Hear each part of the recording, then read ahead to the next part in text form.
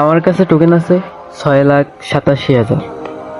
দেখা যাক এই 6,87,000 টোকেন দিয়া আমি ইমোটটা বের করতে পারি কিনা। আপনারা মনে করতে পারেন একটা ইমোট বের করতে 6,87,000 টোকেন কি করে লাগে।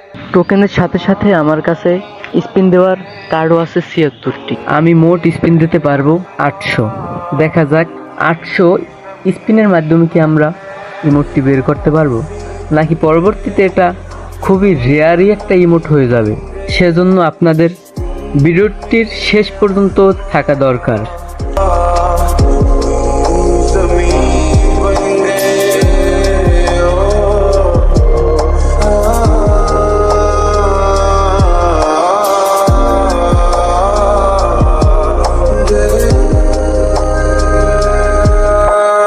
আপনারা দেখতেই পারলেন ইমোটটি পাইনি।